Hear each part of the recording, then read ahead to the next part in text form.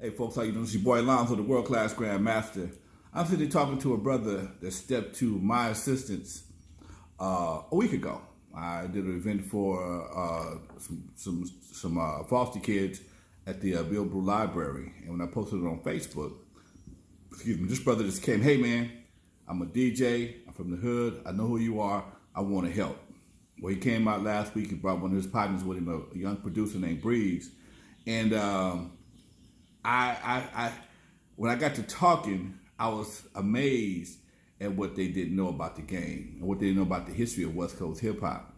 And I forget, because I'm older than most of the folks in the game, that I know a lot more game about the history of West Coast hip hop than most people even can imagine. And along with understanding West Coast hip hop and the history of it, I also have a pretty in-depth knowledge of the record industry. And he came by the pad today, brought me a pizza, and we just chopping it up back in the studio. And I said, you know something? I'm going to turn the camera on for a minute and let folks see the kind of conversations I have with brothers as they trying to get their careers together. Because some of this stuff, it don't change. And he just explained to me how he invested into an artist, time-wise, and supported him. And a lot of times when you do that to the wrong artist, they figure because you're willing to help them that you see something in them that they may not see in themselves, or it may turn them into a monster, okay? Because you're willing to invest in them. Oh man, I must be all that. If you're willing to put your money up, and all of a sudden they get attitude, they get egos, and as soon as the first time you don't want to continue or make an adjustment, they get upset with you. And been there, done that, got the t-shirt, folks. My man is Earl Sampson. Earl Sampson, I'm sorry. Earl, tell them about your company, man, and what you do. I have a company called RTM Sound and Visual. Actually, I have a couple of companies, but that's the main thing that we're focusing on. RTM, which is Road to Millions. Okay. Basically, we have artists, well, a couple of different artists in different genres, not just music. We also focus on literature. We have a gentleman that wrote a book named Gregory Batman Davis, and that's basically given us, and that's one of the things why I want to talk to Lonzo, because one of the things you have to go, as they say, to the OGs. You know, if you really want to get the game and get the information and get the history the right way. You know, this right here is not something that's theory, not something that's in the books. You know, well, it's in the books, but it's because the one that's writing it is actually writing the story. You know, he's writing his own story. It's not someone in the middleman or someone writing the story of someone that's dead. You know, he's actually giving us the history and showing us he has the receipts. Got the receipts. You know, so when you have scars, the receipts, all the above, memories, headaches, and whatever else necessary. But anyway, man, as you were saying, you were talking about one of the artists you're working with, and you were having some issues. He got in trouble. Now you want to move on with something else. But it sounds like to me, with the producer getting shot, the video director getting shot, getting killed. Yeah. The artist had to postpone the shoot because he got a black eye. Yeah, he had a you know, it wasn't just necessarily there. You know, I hate but some of the issues that we were dealing with, where a lot of things got pushed back. You know, due to various causes. Obviously, one of the ones was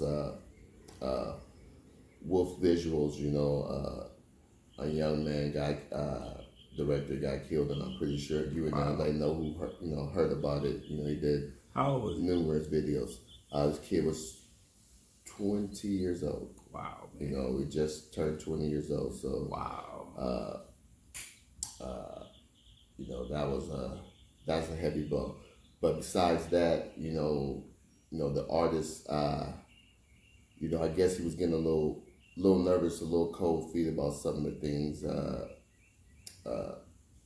You know, when it's time to launch, you know, he's definitely a brilliant artist. He loves being in the booth, but sometimes when it's time to move on and really get in this fast lane and really have to deal with it, you know, this is a job. You know, hey man, let me explain something to you. Success can be intimidating. This is a business. Success can be intimidating. If you've been broke for a long time, that's technically uncharted territory. Right. Everybody ain't ready to go to the next level. Sometimes change can scare people. Right.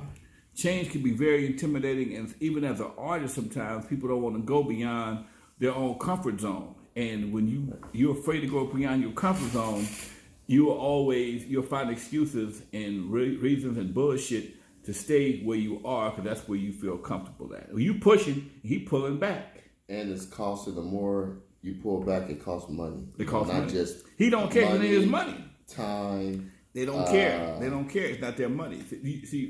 Here's what the game is, and this is where record companies fix that shit.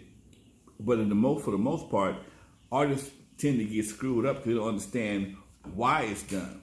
What a record company does is they attach a dollar figure to everything. Even the time. Time in the studio. If they buy you some toothpaste, some hair grease, some gas for your car, buy you a car.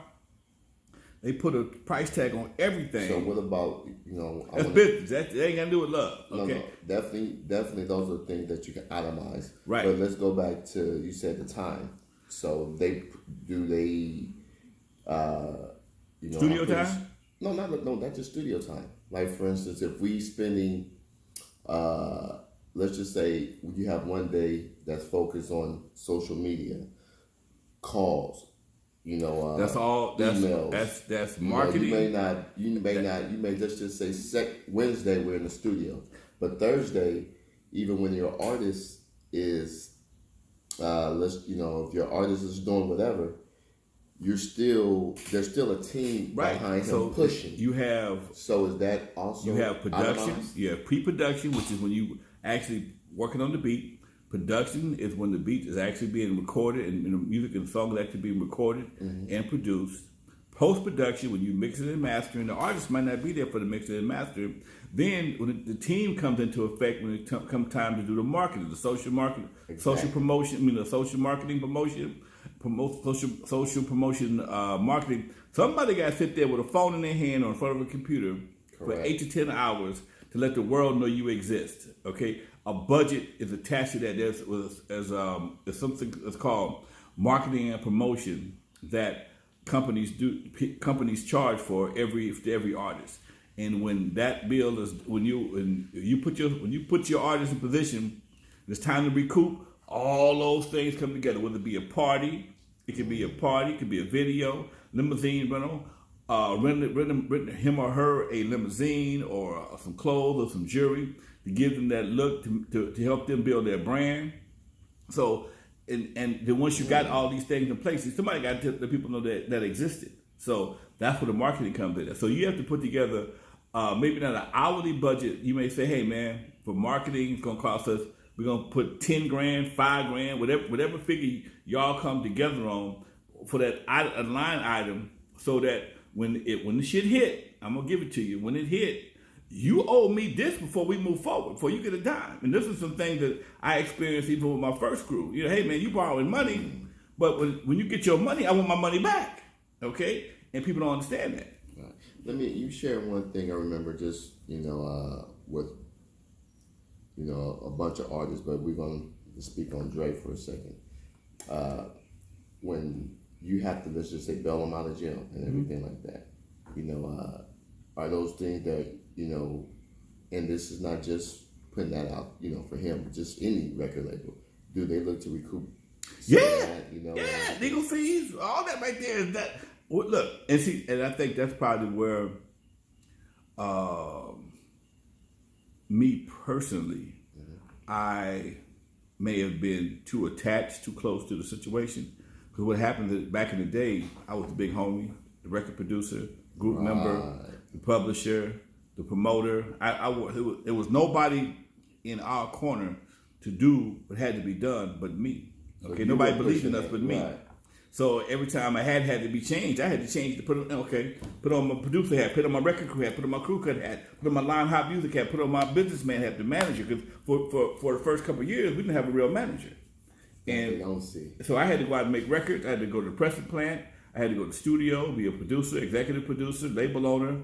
and if you don't understand all what it takes, and I didn't know myself what all it took. I just did what had to be done. Right. Okay, and that's sometimes when you do it, when you roll like that. I mean, when you all gas no brakes, and even before that term was around, that's always been my way of working. I'm gassing the brakes, but now I learned to pump them motherfuckers. Hold on. Okay, Work smarter, not harder. You much work smarter, not harder. So let me ask you this. because wait a minute, hold on, understand this. Because you don't wear a suit and tie, okay, and you ain't white, they don't look at you as being the businessman. Very great point. Okay, great point. You know, because you don't wear a suit and tie, and you carry yourself in a very casual manner. They don't feel what you invest in them is what you do. So sometimes you have to just change up your thing to give them the impression. Hey man, give them that visual preference appearance that they're used to. Put on your tie if you have to, man. We got to get some business now. I can't wear my cap today. I got to put on a tie. I take off this t-shirt, put on me a white shirt and a tie. All my future execs. Okay, I'm real. I'm telling you real, because what happens is especially when you community based, people don't take you as serious if you don't look like the people that they take serious. Okay, if you don't have that tie on it, or have a sport coat, or even wear a sport coat and a pair of jeans, because that's what they do now. Lawyers do it all the time, and it's just a lot of what you're presenting is an illusion of professionalism. You still may have the same mindset, but you still have to have that professional attitude, and so they'll respect you as a professional, and that has to be understood up front. I'm not here as your friend. I'm here. I believe in you, but if you don't believe in yourself, we both wasting our time. And I think that's where things get misconstrued, because as like you said, as a big homie, as a friend, you're doing it because you really care about that person or that artist. You really do a lot of the time. But that's a problem right there. That becomes a problem. Because you really do, but at the understanding, you may understand that it's a business, but if he or she, it's hard for them to come across. If he or she was signed to a white label, they wouldn't know what a label owner lived. Exactly. Okay. They would have to have so much more for you to even talk to them. Right. And they would have to have everything. You getting it. You getting it. See, that's what I've learned. They want in the game, they'll let you do all the work. There used to be a time where guys like me do all the work. Okay, you did a good job. Just like in 5 Heartbeats. Big Red came into 5 Heartbeats and said, hey man, the boys are doing great. I think they need more professional management. I'm going to buy you out, put some money in your pockets. And fuck you. That was back in the day. You see, but nowadays, because the artists are so different, I'm going to leave it like that, the companies will let you stay with the management team or that label and just give the label distribution and marketing and tie the label up. Okay? You follow me? So I don't have to deal with your artists. Okay? I don't understand your artists. I'm white distribution. White distribution don't understand this new generation of music. I'm not going to deal with him. I'll deal with you. Okay? And, even when dealing with you, I'm going to deal with you with a long handled spoon. Absolutely. Okay? Because I don't understand none of y'all, but y'all making money. Right. Okay? So I'll deal with the person who I pretty much understand the most. The person I feel the most comfortable with. Right. Okay? And sometimes the label owner may have representation that handles their business with the legal team or the legal affairs department. So that, a cat like a baby who really, he's a billionaire, but he ain't the typical businessman. Right. Okay? Right. He ain't the typical businessman. Right. So he may have a lot of power on the streets, but he may not be as well received in the ivory towers. Pretty much. It's funny that you say that. Andre Harrell was telling the story, and we all know Andre Harrell. He had Uptown Records. Uptown Records. Right. Which puts out at the time it really huge in the urban world. Pulling out working with Mary J. Blige, right. And I think Heavy D was a bunch of guys. That. They were bigger than really pushing the culture. He thought it would have been a good idea because he was growing so big, but at the same time, some of the stress that you deal with being that close. You know, he's the guy that's going to go to the project. He's Lonzo in a sense, you know, but on the East Coast.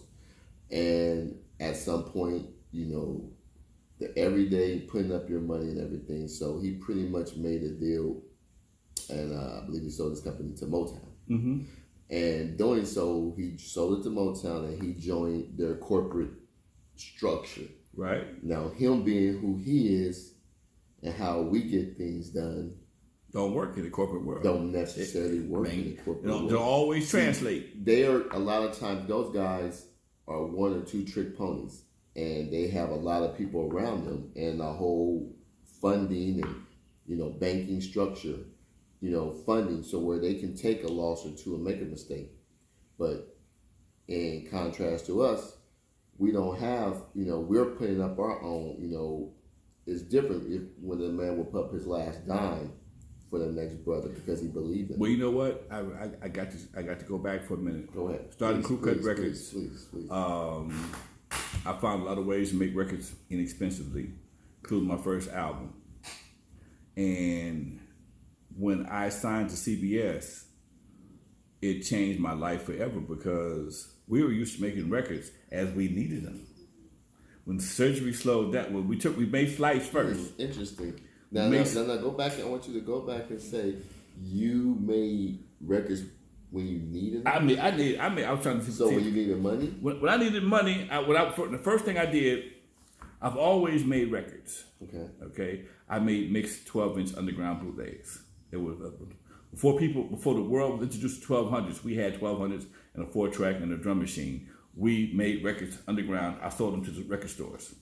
That's how I got into the record business. Okay, but I was already a record salesman over the phone before I even made my first record. So you would actually hold up, like get the plastic and put your music on the plastic. And people don't understand, this is not like no CDs and stuff like that. No. Back in the day, it's totally different with a record. So you were basically... First, I started selling records on the phone. Wow. I knew distribution before I knew manufacturing. Exactly. This is distribution. I understood distribution because I worked for a distributor. So I knew how to call records and sell records, pricing the whole 9 yards. Okay. Once I got fired, opened Eve Up the Dark, later on, I decided I wanted to make some underground records. Okay. My boy Unknown had found some records we got out of New York, and they were cool, but they didn't have our musical flavor on there. So we decided to make our own. Okay. And because I had the network already, I slid my underground mixes to that network, okay? And because the records were technically illegal to make, but they made a lot of money, I wanted to make legal records. Gotcha. So when I started making legal records, my first one was Slice, sold about 5,000 copies. There wasn't a lot of hip hop back then. So wait, hold up. They were illegal.